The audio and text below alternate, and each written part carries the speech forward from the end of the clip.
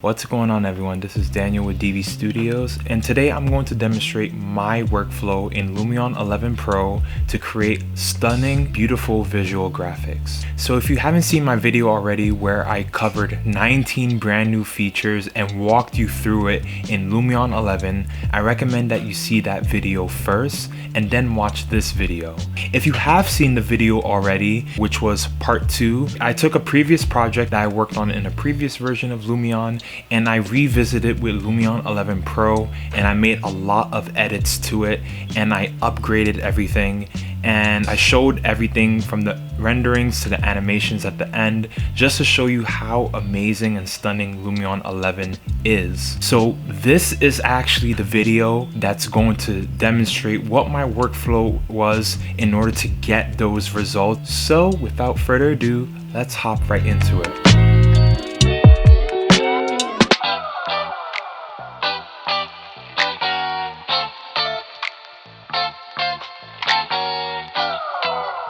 So looking at my screen, there are 3 important things we need to do before we head on over to Lumion.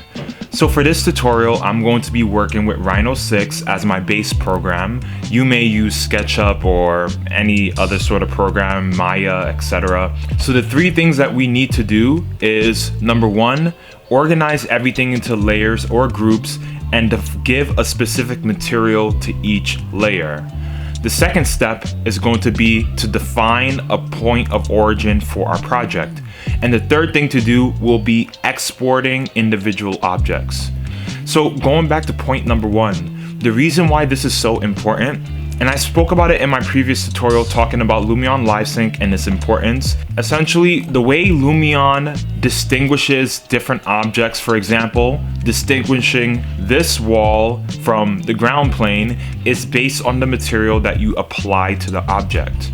So what do I mean by this? So if there's no material applied to this object, or let's say this has the same material as this, Lumion is going to read it as one object. So when I get into Lumion and I try to apply a material to this, it's not going to read correctly, and it's going to just put the same material for this wall as the material for this part of the ground. And that's not what we want. So we want to go ahead and make sure everything has a clear material. You can use plaster material for everything, for example, but change the properties of the plaster material. Make some of it, let's say, maybe one color and the other one's a different color, whatever you prefer. But as long as it's different and the program can create some type of distinction between the materials. So the second thing that we're going to do is put all the objects. We want to define a specific origin point for all the objects. For this, I want to bring everything down to 0, 0, 0.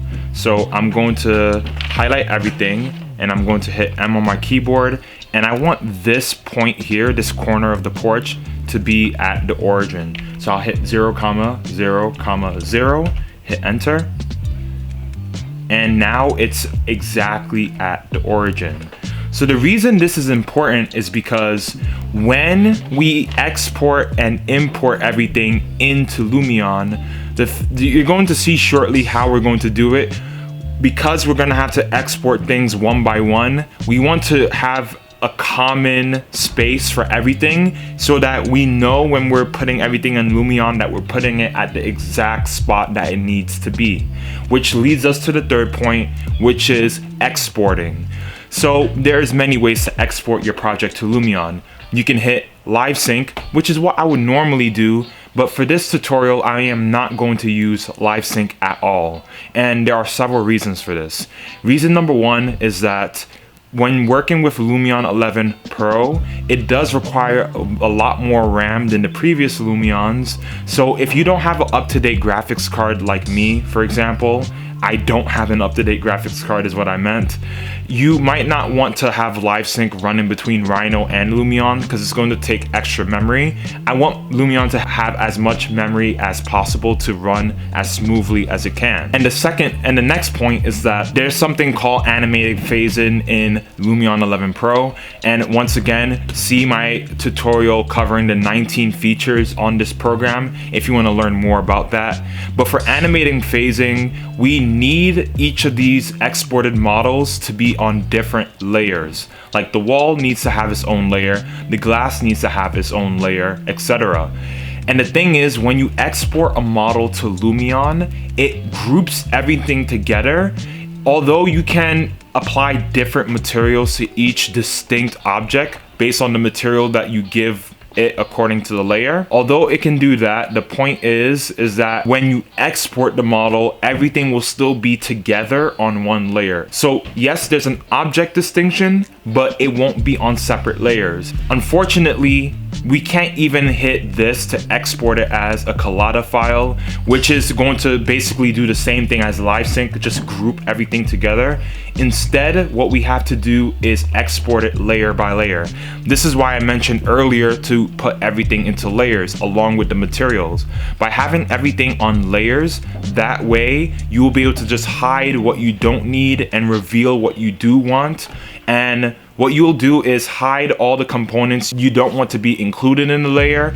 Only have visible the components you want to export together in the layer. So for example, if I wanted just these houses, for example, to be visible, and I just turn on these layers right here. If I just want these houses to be visible, then I export that as a group. And then once I import into Lumion, these objects will always be on the same layer, but the other objects, I'll always have the ability to put it on a different layer and do it like that, group by group. And that way you'll be able to export everything in the correct layer in Lumion. Then go on your folder directory, and then we're going to make this a collada file.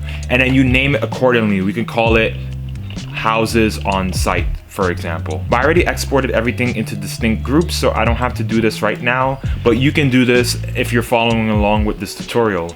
So once you finish exporting your project, or if you use Lumion LiveSync, all you have to do is go on Create New Project, and we're going to click the plain environment. And once we're here, we're going to begin to import our model. So under the content library, on imported models, click Import New Model. And then if you have one model, you can just import that and place it at the origin or wherever you set it in the XYZ plane in the previous program. Otherwise, if you did export it in pieces, we're going to import it layer by layer. So I have some of these imported already, and I made a folder, but typically what you would do is click on the object and define the folder, right? And then for each of these objects, you want to make sure that it's placed in the correct folder. You want everything to be in the same folder. That way it's easier to group all the exported objects together. I'm going to start placing them by going on place, and now we're going to slide on over. Let's go to the modular housing folder right here, and I'm going to start off with the ground plane. Let's bring the camera up. And once you have your ground surface placed, what we want to do is actually cut into the ground. So we're going to go on utilities, and we want to select cut, and we're just going to put one over here. And then let's begin to drag these little corner points. All right, let's actually drag it beyond the extremities, and then we're going to just fix it from there. All right, so I guess about here. Doesn't have to be super precise. At least for me, it doesn't have to be precise because I'm not too concerned about everything being at that particular location.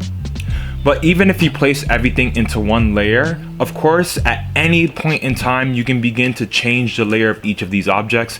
It's just easier to place everything into the layer as you're doing it rather than doing it at a different point in time, because if you have many little objects that you have to select, it's going to be a little bit annoying having to select it individually. So if you can, try to place everything into its specific layers beforehand. Okay, and now that we have everything imported, you can begin to organize what you want to be on different layers. Each of your objects don't have to be a different layer. If you want certain objects to appear together, you're more than welcome to do that. So I'm just going to begin to organize it into different layers. So when you want to put something in a different layer, just select a new layer and start placing the object while you have the new layer selected. And I'm going to place everything right now and fast forward through it just a bit.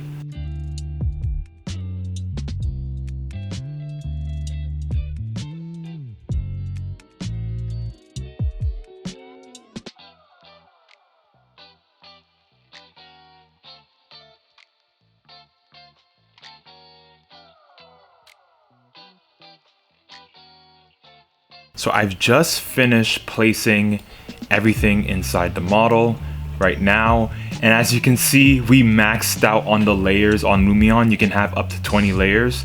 But I just want to reiterate why I said earlier in this video that when you're exporting to Lumion, it's important to have a common place of origin. Because I had a common place of origin, every time I had the option to place an object, I was able to use this origin point as a reference. And because each of the exported models had a common origin point, by placing everything on that origin point, I was able to easily and smoothly make sure everything lines up in the model.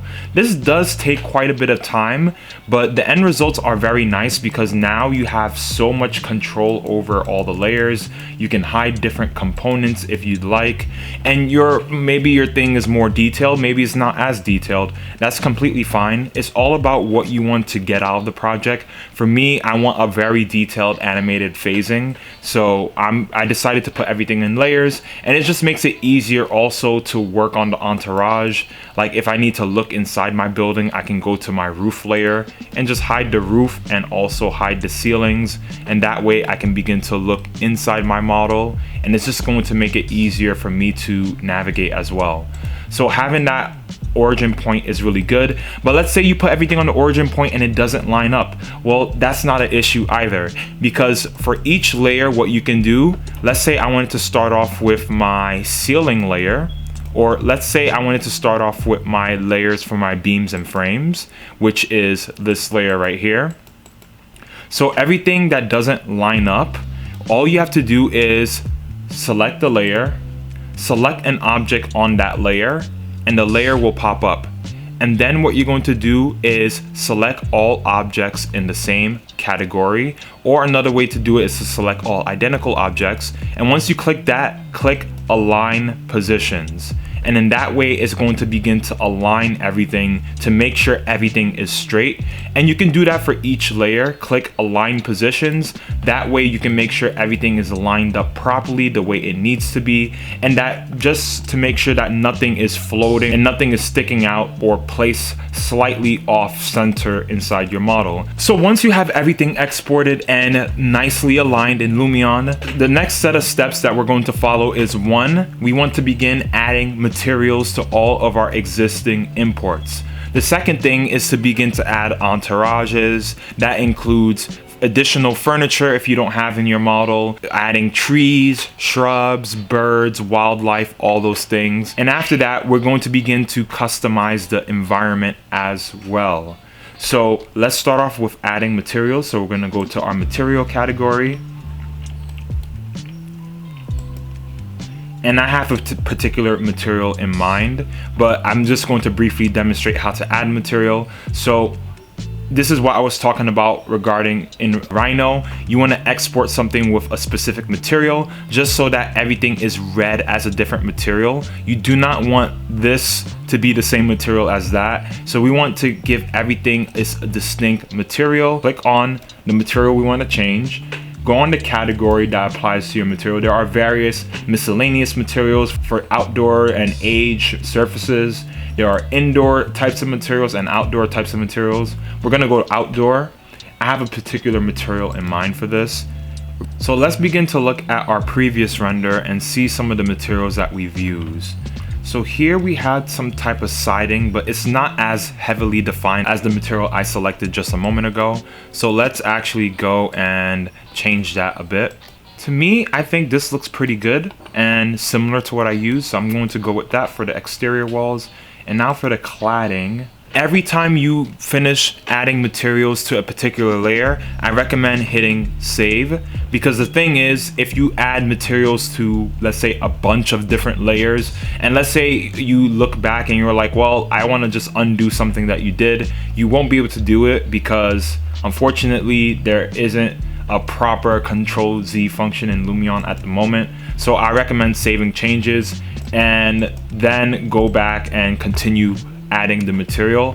You don't have to do this, but I like to do this just so I can be sure that everything, once I made a selection, that if I want to change that selection, it's not going to affect any other selection that I might make further down the line.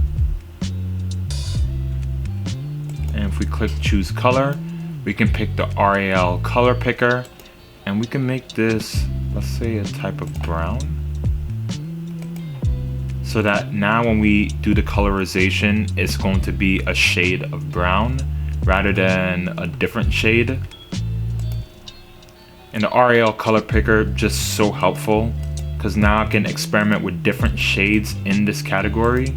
So super helpful. And if I want to edit it further, I can go on to RBG and begin to just swish it around just like that. So let's make it a little darker. And I like this color, and it's pretty similar to what I had in that rendering. Yep, similar enough actually. So I'm going to fast forward through the video and repeat these steps for each of the materials that I choose. And I'm going to go over some of the materials that I selected for different parts of my design.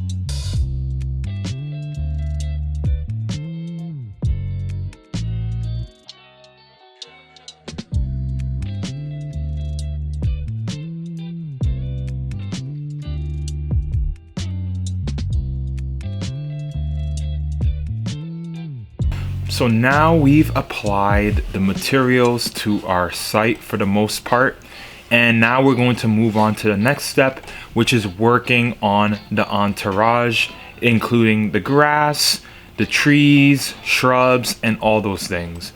So when applying materials to things such as grass and water and all that stuff, I prefer to actually go on the various category, because this has those 3D animated sort of effect to the grass and the water, and it just looks a lot better. So first, I'm going to select the layer I want to specify as grass, which will be this layer.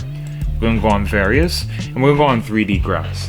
And I'm going to be honest with you, that whole mode checker grass, that's not so interesting to me. That reminds me of just some sort of gated community, you know. I prefer more clean cut grass.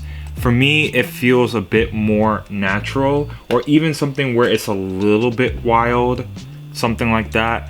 I mean, now it looks like nobody mowed their lawn. So actually, maybe I'll just stick with the clean cut grass over here, and then we could double click on it and we could begin to edit the grass size. We can make it a little bigger, and we can make the grass taller as well. I definitely want it to be taller, maybe about this tall, nothing too big. Yeah, I think that's pretty good. So maybe a little taller, and maybe make the size just a bit bigger, just like that. And what's really nice is that this grass will begin to react to wind and things like that. So when you actually do an animation, and if you increase the wind speed, which I'll show you how to do shortly, this is actually going to react to it. So it's super cool. So let's also do the same thing for our water. Now we're just going to select the custom material for the water. Oh yeah, hit check. Hit the custom material for water. Let's go on various, and we're going to select water right here. So we want, let's say, something like that. You can kind of see the water seeping beneath it. So let's say something like that. It's relatively clear. Not so much like a pond, but yeah. I say like that because this is supposed to be a rain pond technically. And if we go to the back, we have tanks over here, and we can also maybe a little harder. Okay, here. Let's actually apply the water effect over here as well. Awesome. here it is. Next, we could turn this into soil. We cut away the ground over here. Begin to just look out in the distance, and let's go on brush size. We could just create a big landscape. Let's make the size huge.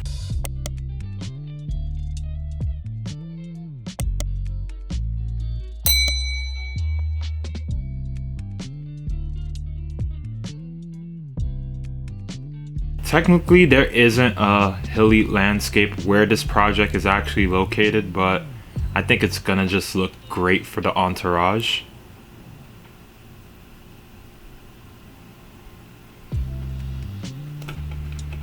Yeah, and we can just go on the, not the ocean feature, but the water feature. We're gonna click that.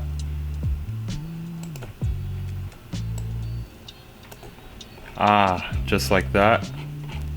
This might not even pop up in the rendering, but I find that super cool that you can do that, and it's super simple.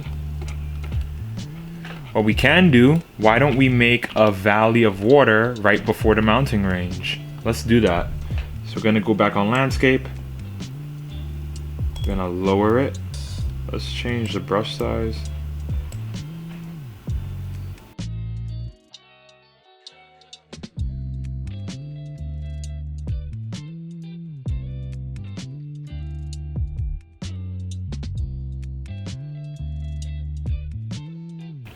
We're about to add a lot of trees.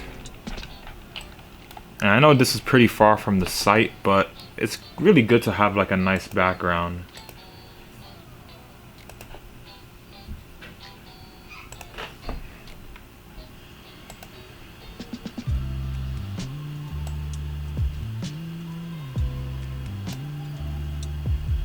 This mountain and valley is a lot bigger than I anticipated. Those are some of our trees in the distance. And now we're going to go on the layer for the tree, and we're going to select, you know, any one of them, and let's select all in the same category, which will be all of those trees. And now we want to just go on the randomize tool so we can randomize the size of each of these trees. So we're going to click randomize, double click on it, and here's where we can randomize it. Let's have everything completely different sizes and stuff. I actually want to begin to add some more trees to the background to begin to frame the scene. So what we'll do, there is a special tree. Is this the cluster I'm thinking of? Yes. So these clusters, what it does is that when you place these clusters in your composition and it renders as many trees in the background. We're gonna just place a few of those, and it takes minimal memory. So this is what I really like about it. Barely takes any memory at all. And this is a great alternative if you don't want to use the proxies, or if you don't want to just mass place trees so you could save space. As long as your camera is not going to be panning in that back area, that should be just fine. And actually, I'm going to populate everything in the site, and then I'm going to actually delete it afterwards. Delete some of these other trees that I have. And there's just so many types of clusters you can add. You can change it up. You can mix it up a bit here and there. And I actually like that. So what I'll do, I'll actually go back to the mass placement that I've made earlier, and I'll delete those just because it will take a lot more memory than using these trees, which is much fewer, but it really begins to get the job done. So the density is all the way up. Let's just delete all these other trees that I've added. Once you have all your trees for your background entourage, feel free to go to the layer in which you've placed all the trees in and just hide them. That way it doesn't take up so much space, and you can continue to move around freely. Now we're going to work on putting the trees on this site itself, and we want to take our time placing the trees here, especially for me for this project, because the placement of every tree plays a critical role in terms of shading the building, cooling the building, and also kind of shading this little farm back garden thing that I have going on here. So I'm going to start placing the trees, and I'm going to skip forward to after I finish placing all the trees and share the final result of my tree placement with you. But before I do that, I just wanted to demonstrate that. So once you click on the tree section under content library, find the desired trees that you want, and Lumion 11 has a very wide library that you can select from clusters to even confers.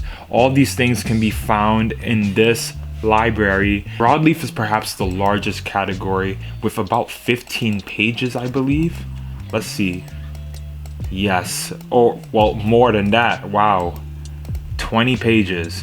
So by going on that, you can find the species of trees that you like and select your species, and of course plant it on the site.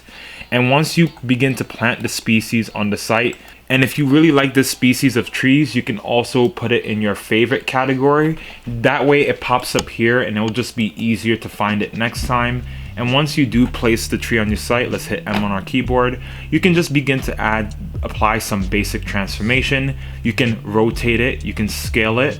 But let's say you wanted to plant a bunch of these. Let me show you something really cool quickly.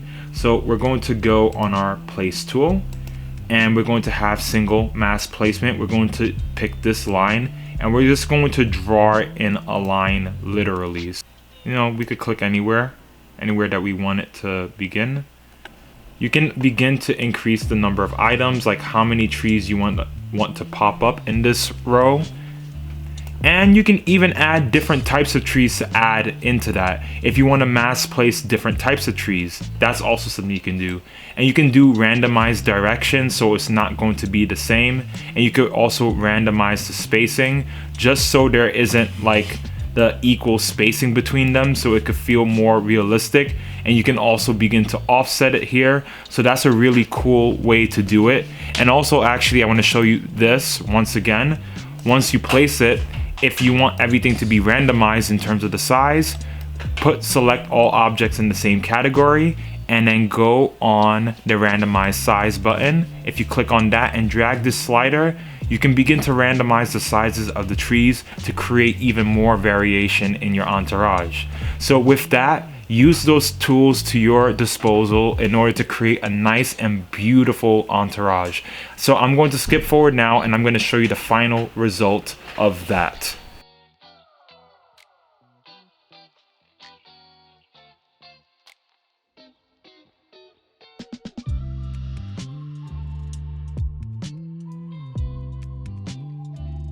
And we finally finished making our entourage. So no jokes, everyone. I literally spent 14.5 to 15 hours working on this entourage, and 13 hours I did in a row without sleeping. I'm about to walk you through my project, and you're going to find out why it took that long in just a moment. So first, you might be wondering, why did you spend so much time doing an entourage? And I will explain it this way. Whether you're using V-Ray, Corona, Blender, Lumion, any rendering software that you have, it's good to spend time working to build up everything, just so that when you click render, there's a little bit less work for you post-production. And of course, no matter how good your rendering is, you should always work on it post-production. But why am I saying that? So I always mention you could do a 15 to 20 minute setup of the environment and rendering with Lumion, and Lumion is known for its speed, which is true because Lumion optimizes the process of rendering. But one thing I have to point out is that Lumion optimizing the process, doing so allows you to spend more effort not thinking, how do I make this work? But rather thinking, how can I design this? And that's the big takeaway. It's about designing. So if we look at what I have right here, for example, this setup, I did not just pick random plants. Oh, this plant looked pretty, I'm gonna put it here, put it there. You know, that was not my mentality. But my mentality was actually based on my design. So for this project, a quick snippet is that rainstorms and flooding is so popular and huge in this area. So instead of having everything, you know, drain right here in the manhole, what I did was that I created what is known to most of you as a bioswale. And I began to use plants that would sufficiently act as a way to help drain the water. Some of these plants are weeds, and I picked plants that are very in a way that helps remove toxins from water, which is why I have the gutter actually running off here, and the water essentially even feeds the plants and help them to grow. And the next thing is that I also had to consider what my views were going to be. Because this is one of my main views for my renderings, I knew that this also had to be populated. So that should be 2 guidelines for how you set up your entourage.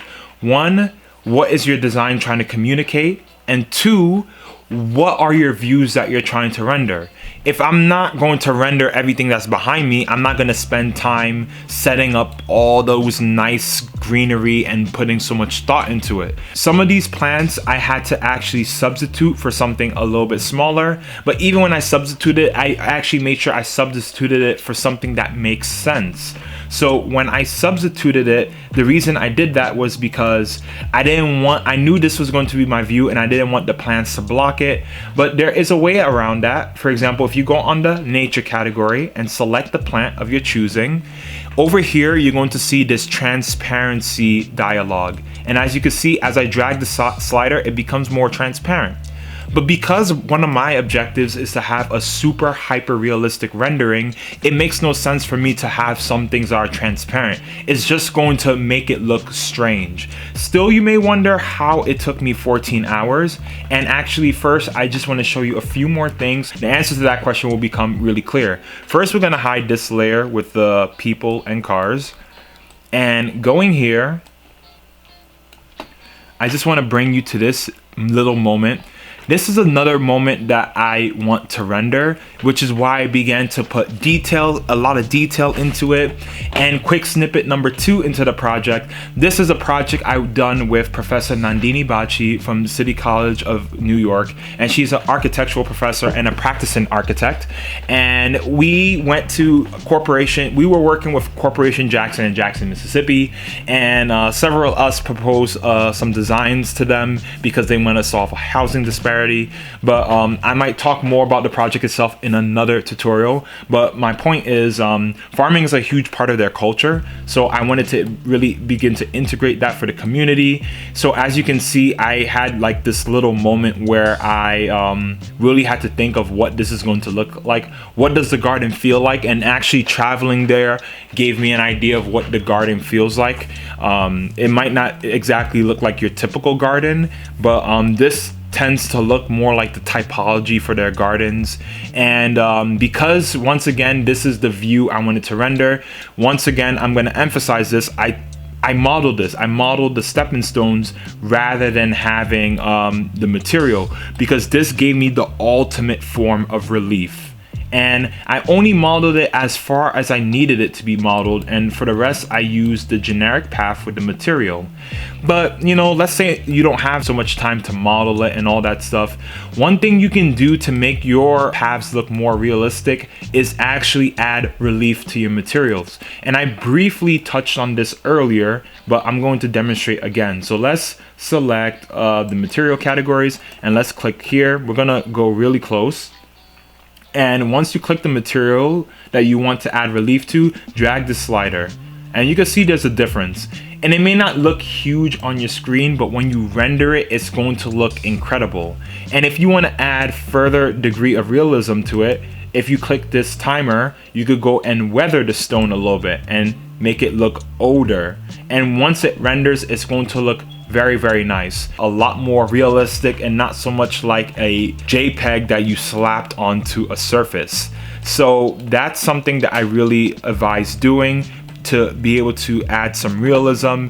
And All these things here for the most part is available in Lumion's library, and it's just so wonderful how Lumion 11 expanded the library so much. And this is the same principle for the interior.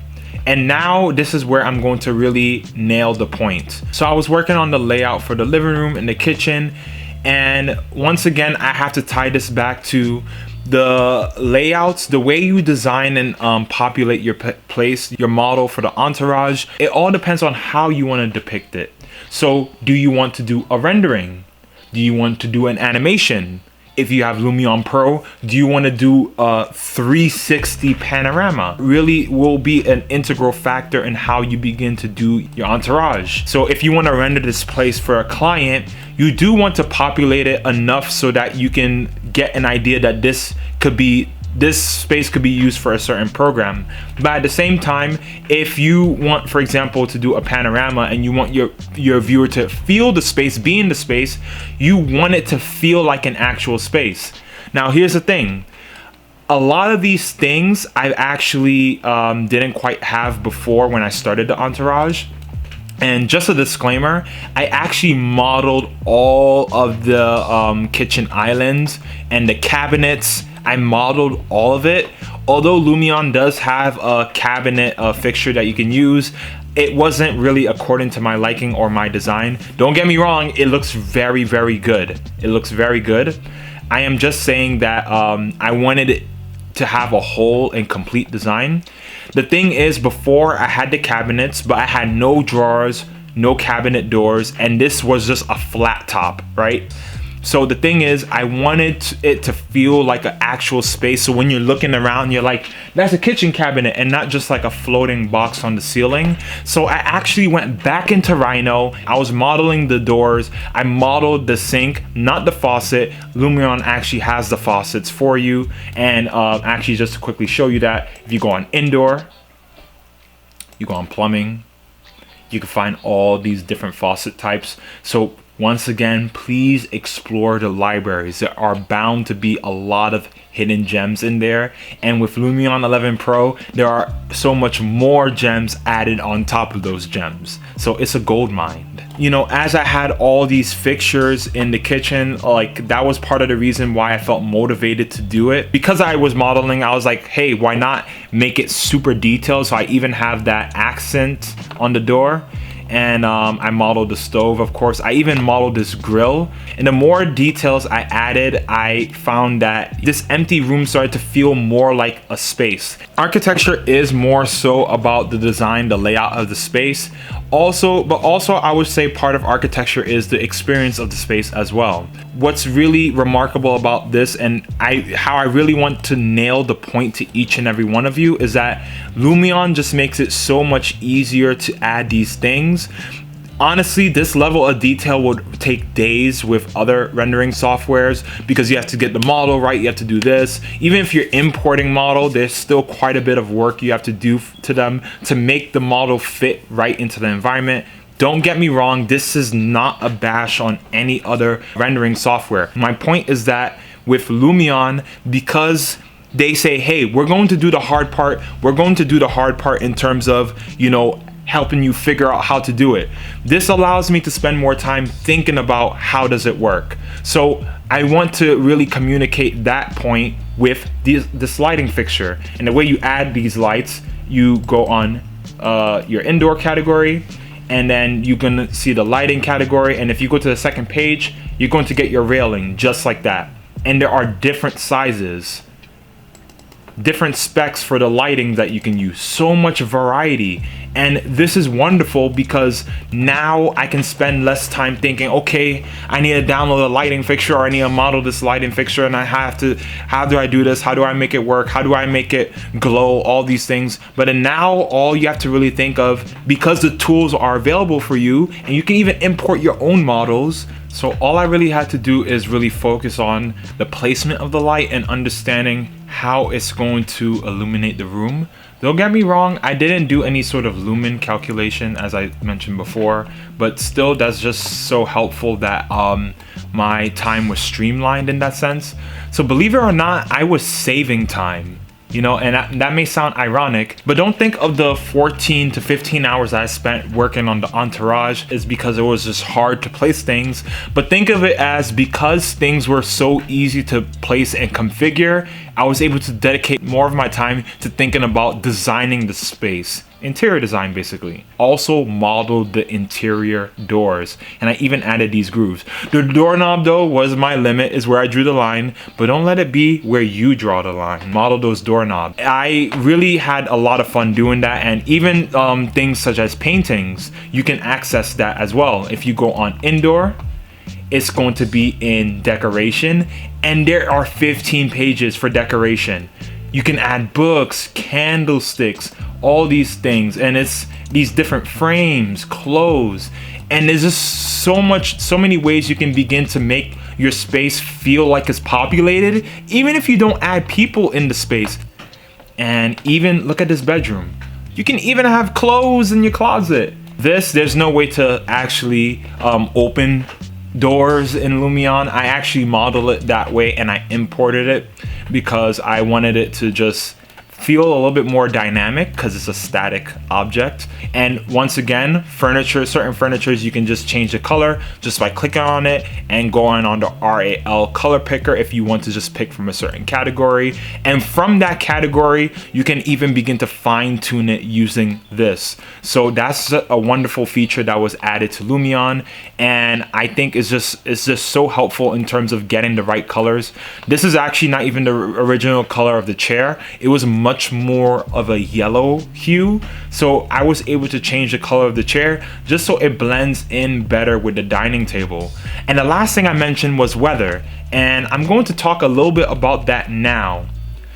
And I just want to demonstrate something really quickly. So if you click the weather tab, here you can begin to change different functions in the program. You can increase the wind speed, wind direction. Those things are very helpful, especially if you're doing an animation. The trees will react to it, which is amazing. I personally haven't used another rendering software which can do that, so that's fantastic. We have the sun direction, where you can change the position of the sun to your liking, whatever best suits your project. Real skies, you can pick different types of cloud formation, whatever works better for how you want to visualize a project in the workspace. And you can even turn on real skies to get a realistic sky with the sun, etc. I'm not going to toggle that on though. But then there's this switch right here, sun height. And what essentially this is that you can go from day to nighttime by just bringing this dial down. And just like that. Pretty cool, right? But I'm not showing you this just so you can see how much of a struggle it is to see at night, because it actually is relatively hard to see clearly. I don't know, maybe your monitor brightness is at 100 or something, but it's pretty hard to see clearly.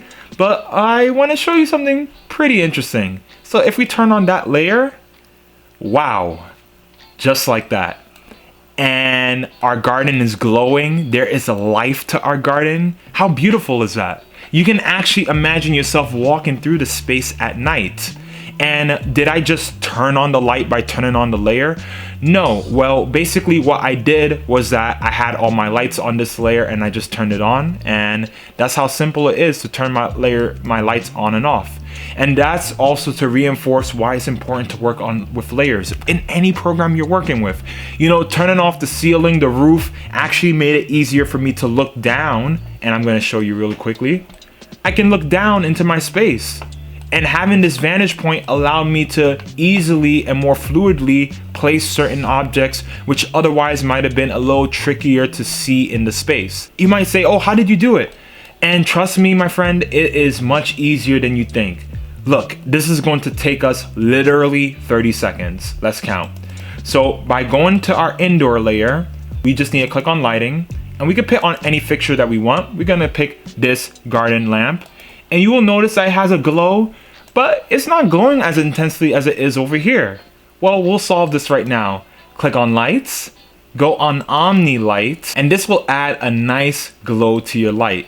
Take this, boom, just like that. So what's great and beautiful about Lumion and all the lights that they added is that basically when you have certain fixtures in Lumion actually reacts to light.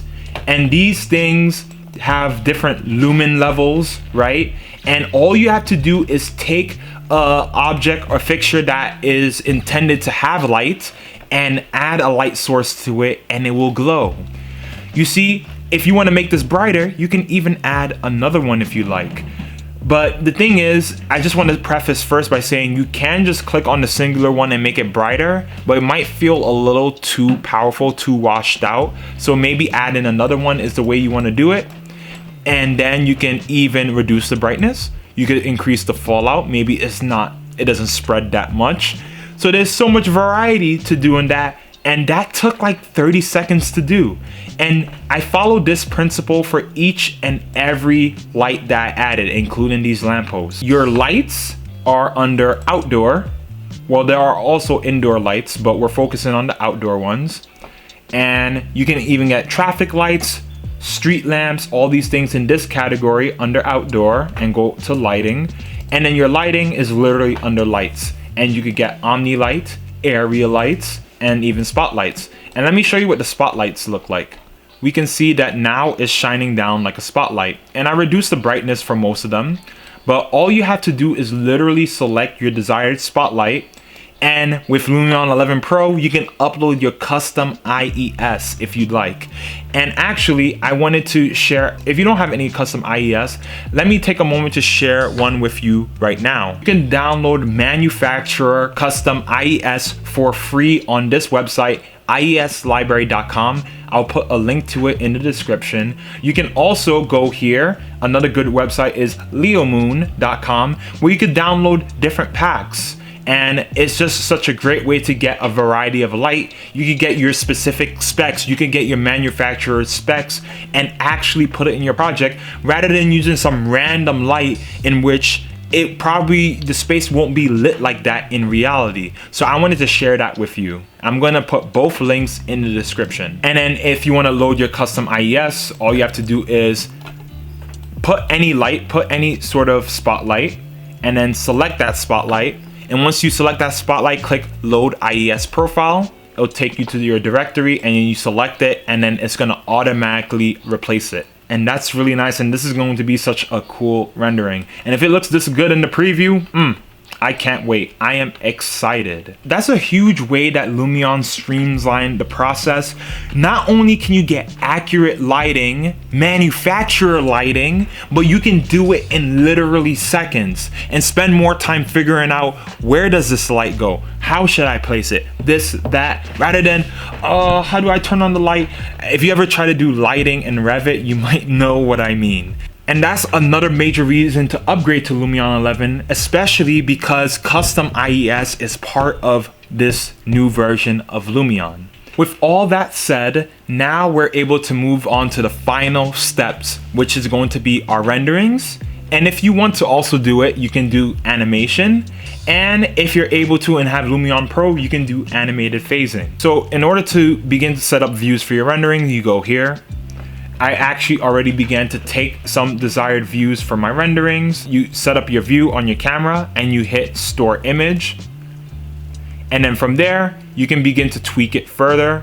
You can make it a telephotic lens, or you can make it a very wide lens if you want. And you can even set eye level height, and you can move the camera up, down. So you can just further tweak it if you want. So I already have an example where I began to add effects to it. And because in Lumion 11 you have a high quality theater preview, so if you click in the center of the screen, you could get a sneak peek of what the final value looks like. And already this is looking better than the final rendering that I did in a previous version of Lumion, which looks more cartoony. So going back here, the way you begin to get your style is by going on custom styles. You can do custom style and just edit everything from scratch using your FX if you'd like. And if you're an experienced Lumion user, perhaps this is a good way for you to do it, so you have even more calibration. You don't have to go back and change so much of the settings. Otherwise, you can start off with a template. Realistic, dawn, overcast, color sketch, etc. Because I'm focused on realistic, this is what I chose. And I began to change the real skies and playing around with the heading. You could change the position of the sunlight. You could put the sunlight according to your liking, where it best illuminates your project. You could change the brightness of it and the overall brightness of everything, including things that are picking up reflection from the light. And then you could flip your sky. If you don't want it, you want your sky to be the other way around, you can flip it. Going back, we can begin to sharpen the image, make it sharper, and don't do this unless you have things that are blurry. There is a depth of field effects, but that's only really good in case you're just rendering an object. And you can bump up exposure, which is the overall quality of light in the image. And same thing, color correction. You can make your image cooler, make your image warmer, change the tint in your image, and so on and so forth. And I'm going to just go back to the example I already started working on and show you some of the things I've done. So this is some of my settings for my real sky. I thought this shadows in this position was nice because you get a bit of the reflection on the trees, etc. And I don't need my whole building to be in the light. That's not really the goal for me. Exposure, I didn't really change. I left it as it is, even though it says modify. I made this a little bit cooler, vibrance just a bit. I wasn't too worried about brightness or contrast or anything. One thing about contrast is the difference between light and dark, and you can even put a numerical value in here. Maybe you want 55 instead of going to the next number. So that's one interesting way to begin to tweak it. There's also hyperlight. Hyperlight more so is imagine a light coming inside and you have a red carpet and a white wall. The hyperlight begins to reflect on the wall the color of the carpet, so you see like a red hue. That's what hyperlight is. I'm in on the exterior, so I'm not so worried about that. Skylight, if you want to increase that, the brightness of your skylight. And once again, because I'm also working outside, I'm just good with my real sky setting. And shadows, fine detail shadows was added to Lumion 11, which helps create a nice variance and minutia in the shadows in the grass. Let's click the preview and look how realistic it looks. This grass is definitely not one shade because of the light and the different shadows even within the shade. And I like to keep my shadows soft and also have this on, and you can begin to correct your shadows if you notice something is not too much in focus. Everything else to me seemed pretty good, so likewise I begin to do the same thing here. I don't need sun study, however, but there's this effects where it's like a special type of light. It's like it's coming from the heavens. And be wary how you use this. This won't work in every single view. For example, if I go back here and I add this lighting here to this view, it just really doesn't make sense. You see that? You're able to tell this thing is a rendering. It just doesn't make sense, you know, and it cuts in here because the light is already acting a certain way. So double click here to remove an effect. We do not need that. But in here, there are some opportunities. So if we click on it and we begin to edit it, we can make the light decay a little bit more. And we're not gonna stop here, or else it's still going to feel a little bit, you know, like you threw in that filter on top. You could change the length of it. How far does it go, right? And also begin to reduce the intensity. Soften the light just a bit. And then we can continue to play around with the decay a bit.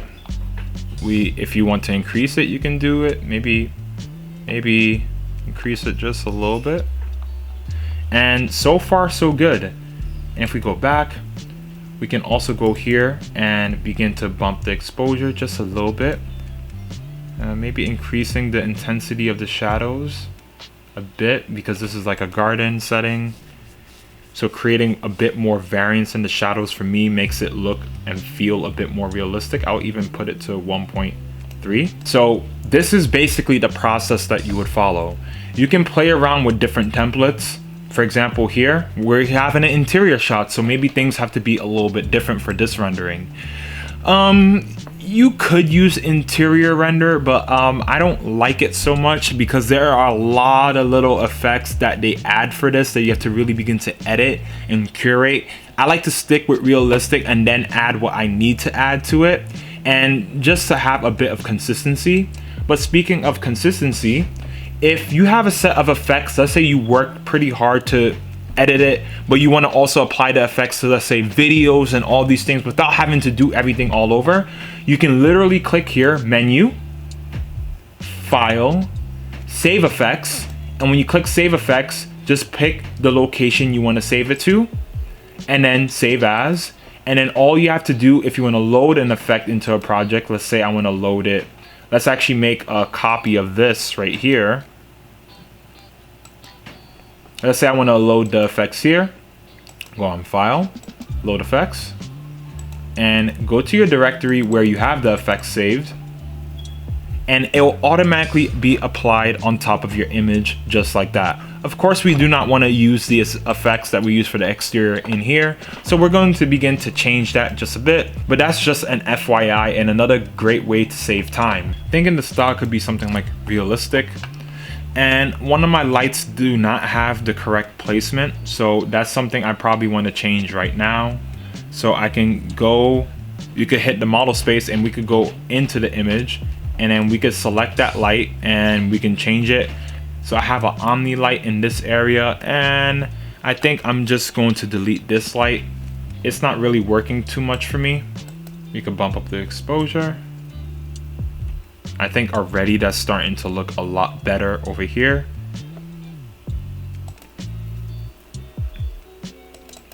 And let's have a hyper light on in case anything in the view, in case there's any different colors in the view, like you see right here, how now it's reflecting here when I enabled it. If we turn that off, we barely see it, but by enabling it, now it's much more vibrant, and we can see how the light reflects off the walls, and it feels and looks a lot more realistic. So we have a little bit of light above here coming from up here that we can begin to incorporate. Shadows, make sure my fine detail shadows are on. Omni shadows if you want greater variance in the shadows. For me, it's okay. I could put this a little bit lower. Not as important as having that in the garden. So I'm gonna go back to the build space, and I'm gonna go on my lights, and we could pick a spotlight and put it at some type of angle, I suppose. But I think this, or maybe here, it doesn't make sense. Because now, because of the spotlight, we can see a bit of variations in the shadows over here. We could lessen the angle of the light. Maybe we don't want it to hit too much of the wall, right? You can lessen the angle of the light a bit. Maybe reduce the brightness if you don't want it to be too intense. I think this is pretty good. And if I go back to the rendered view, for me, it's too bright. Let's go back and let's actually reduce that brightness. It's way too bright. In fact, I think this is daytime, so we don't need such a huge variance.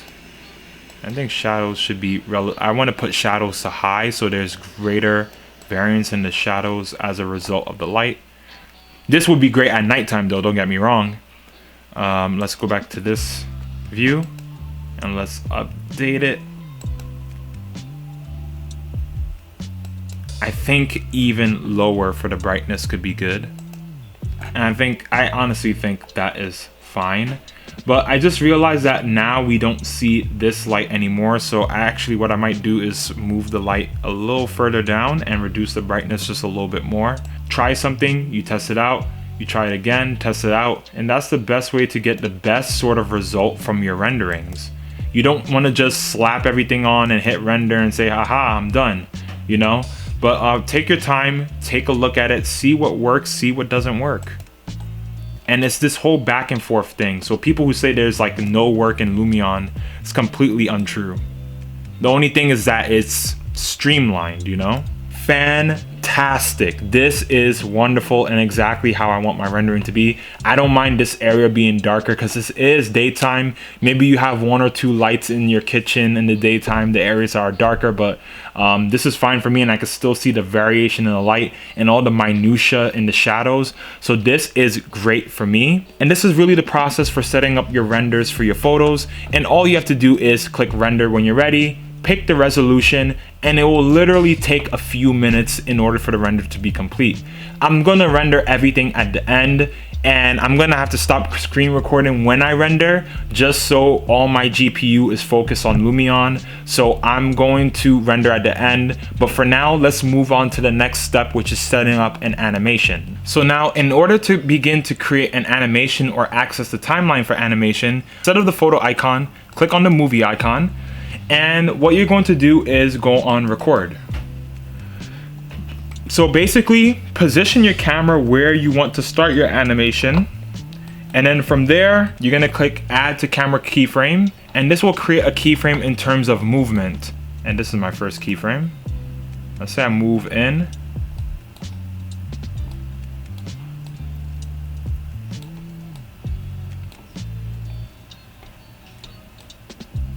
and go here. This could be my second keyframe, and just to play that back for you, look at it. It's like this. And if you don't like the way it moves, you could smooth it in, make it start off slower, and you can make it end slower as well. So check that out. You can smooth out the way it moves, just so it's not so rough. Now to continue, let's go back here, and we're gonna walk into this living space, pausing and looking at this. And we're going to insert the keyframe right there. And now when we play it, it should be more like this, and not just flying through the walls, you know? And then, same thing, you don't want it to pass through anything like that. So what you do, go to the last keyframe, and then you move it the way you want it to move, and position yourself, insert keyframe, and then if you go to the very beginning, that's how you begin to do your animation and smooth things out. And of course, you can always speed it up if you want to by just clicking that on the frame. And then if you're satisfied, hit check. And then here's where you can begin to edit it. And now here's what I mentioned before. You can go on File, Load Effects, bring in your custom IES style that you added, and if you play it, now you're going to have your custom effects edited, imported into that. That way you do not have to redo everything. And wow, look at that. The floor and everything. Look at the lights over here. Look at that. So this is definitely why you want to save your settings on Lumion, and it just makes it easier. You don't have to edit it. And then when you want to render the click up here, render clip. If you have multiple clips on your timeline and you click here for render, it's going to render everything on the timeline. So just make sure you click above here, render clip, when you're satisfied. So that's how you set up the animations. There's actually one more interesting type of view that I wanted to show you. So if we play this right here, we are using the orthographic view FX. So in order to do something like this, first record your clip. You would go on your movie timeline, for example here, and record your clip however you want. You put your first keyframe and wherever you want your second keyframe to be, and then take it, hit check. And then once you do that, you know, you can import your custom profiles if you want, but then we're going to have to add something really interesting. So if we go to camera, orthographic view, we have to hit this enable button, and then it's going to take us to this orthographic projection, and then that's how we're going to get that view. The cool thing about this is that there is many ways you can even begin to set up your orthographic view. It doesn't necessarily have to be from the elevation. If you click edit camera, we can change the pitch and the heading of this. If we put the pitch upwards, we can have this from the top view. And what we'll do is that, well, we'll delete these keyframes. We want to add a keyframe for this, and you can just move your camera however you want. You want it to go this way, that way. You can have it move along the screen just like that. Put your keyframe. We don't exactly need these keyframes anymore. This was the initial one. So if we play it, we have it going like this. And furthermore, we can zoom in, zoom out. We can make it more three-dimensional, so we can rotate it if we want, but I'll leave it 2D. And then we hit check. And once we do this, all we have to do is change the clipping plane to begin to cut into it. But be careful with that because it goes super fast. So you can begin cutting and seeing floor plans from above. It is super cool. And if you want to animate the figures the way I did in this video, what you have to do is add two effects, one called move and time warp. So if we click FX and we go on animation, here is the move effect and time warp. We won't be using the advanced move in this tutorial. So select both of them, add them both to your clip. And time warp, you literally just have to, it shows like the offset of the people moving. Like, do you want a greater offset, less offset? You can increase it that way. For move, click the pencil marker, and by holding this arrow, you pick the end position, and this arrow is the starting position. So for example, if I click starting position, everyone return to their starting position. And then you can just click while holding the move tool. You can move it up, rotate, etc. And then drag it all the way to position the start position. And then when you're ready, when you have your start position fixed, go on the end arrow and then drag the figure to where you want the person to end on the frame.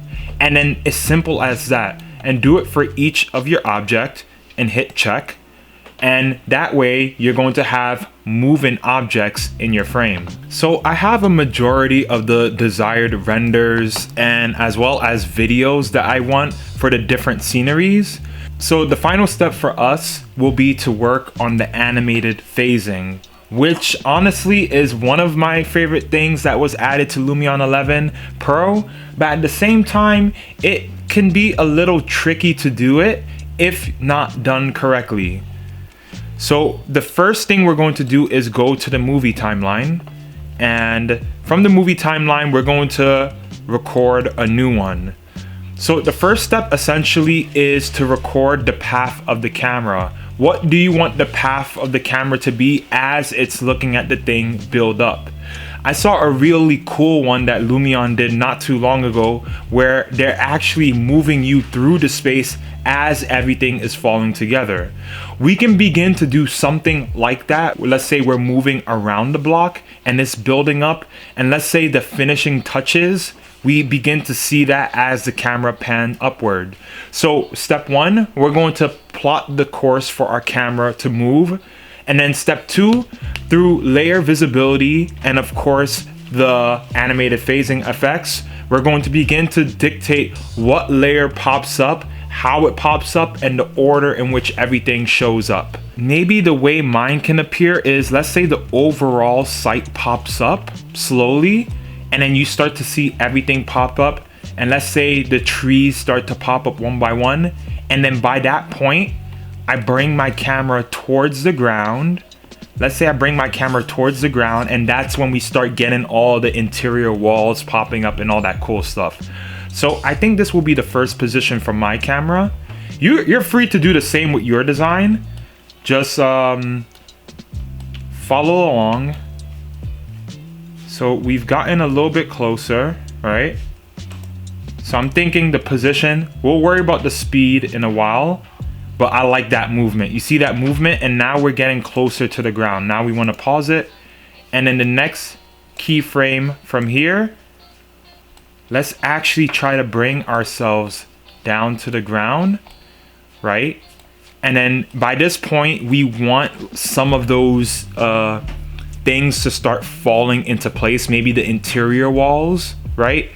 So we're going to make our keyframe. Let's put it actually maybe somewhere here, and let's just make sure it makes sense so far. Yep, it's making sense to me. And then we bring it down. We could even speed up that last part if anything.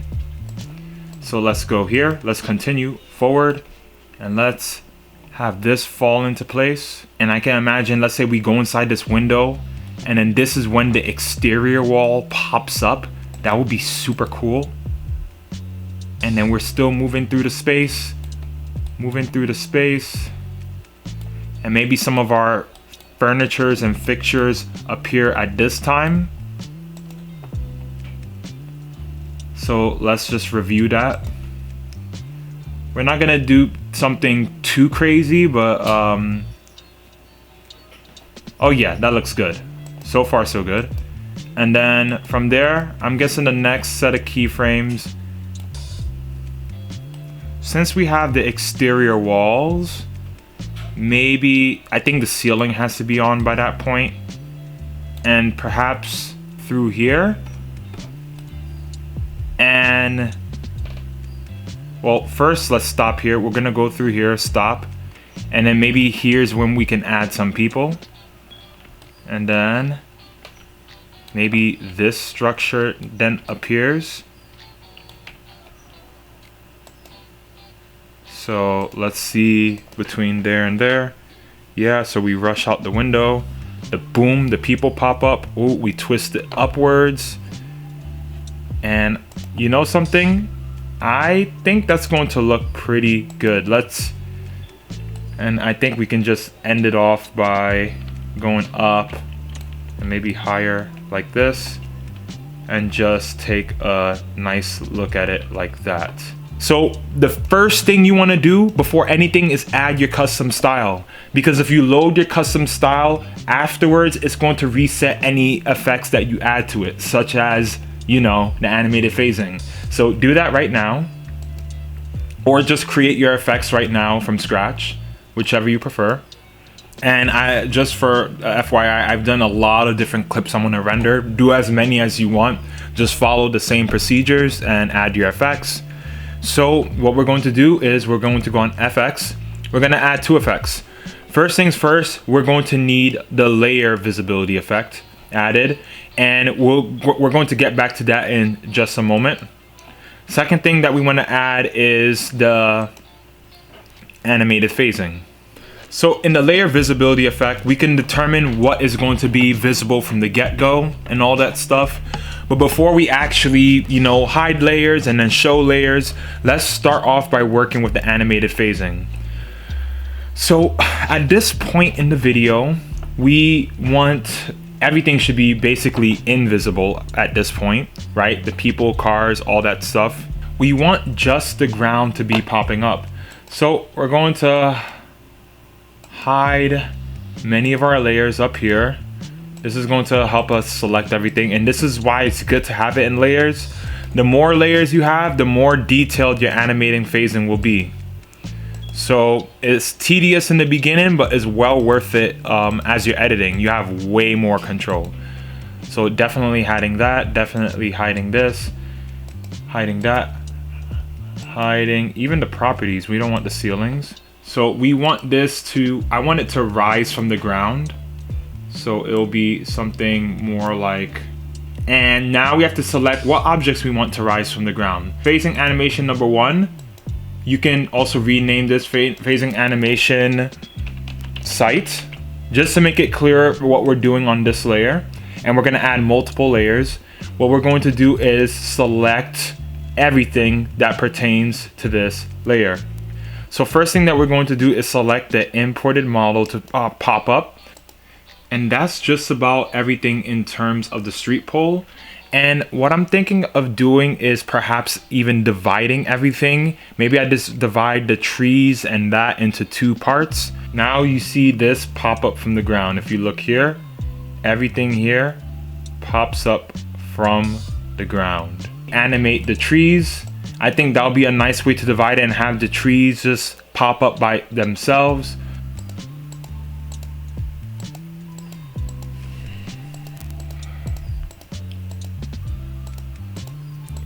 So this is what we have so far.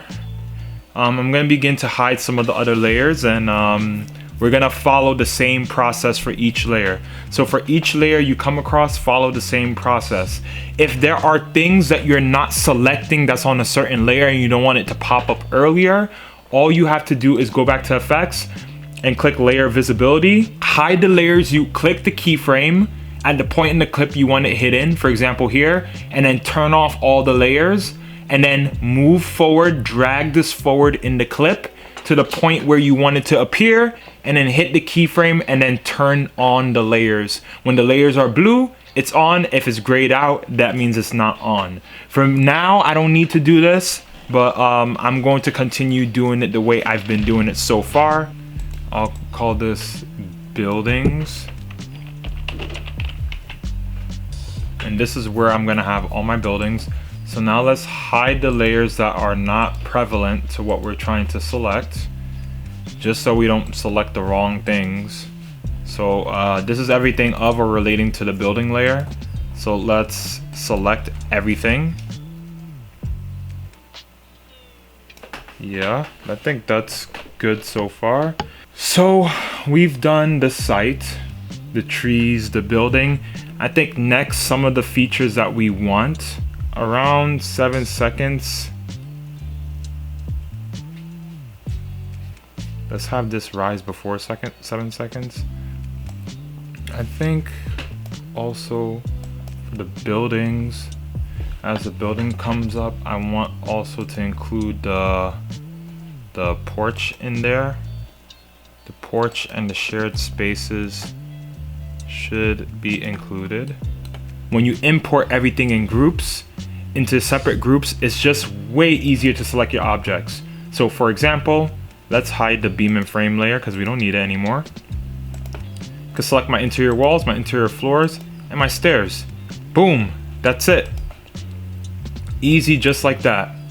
And then here it is, right where it needs to be. But basically that's the gist so far. So I am going to fast forward ahead until the point where I finish it, and I'm going to show you my final result. And now we are finally finished. Here's a quick preview of how it looks in low resolution.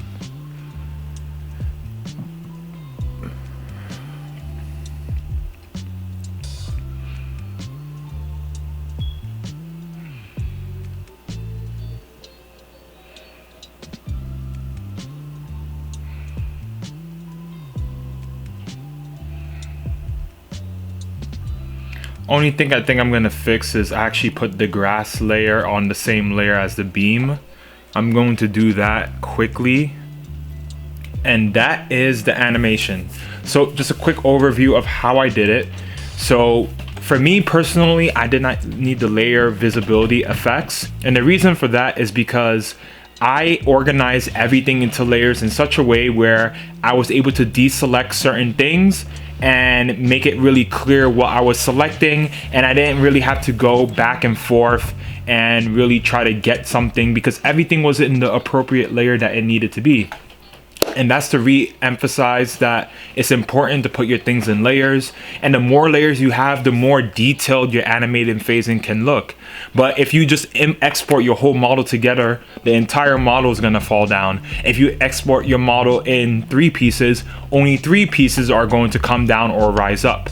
So it's really important that you try to divide it into as many layers as you want, the more complex you want your animated phasing to be.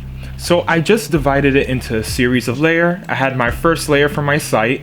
I clicked here and selected objects, clicked everything from my site, and chose the way I wanted to animate it. Do I want it to rise from the ground, pop up, etc.?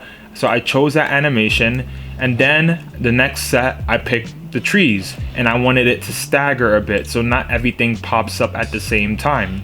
And then I began to choose some of the buildings, so the buildings now begin to rise up. And I'm thinking of actually maybe delaying that a bit, and let's actually stagger it a little bit more and increase the duration if everything's not completely up by then. And then everything just falls into place like that. You could preview it from here. According to my camera path, I knew by this point I was going to be in the floor, and the way I can tell is by every time I make a change, I check, and then I just skip forward in the video and see where my camera was at a certain point. I paused it, and then I went back on animated phasing, and then I calibrated the layers or made a new layers and made sure everything would fall or rise right at that particular moment.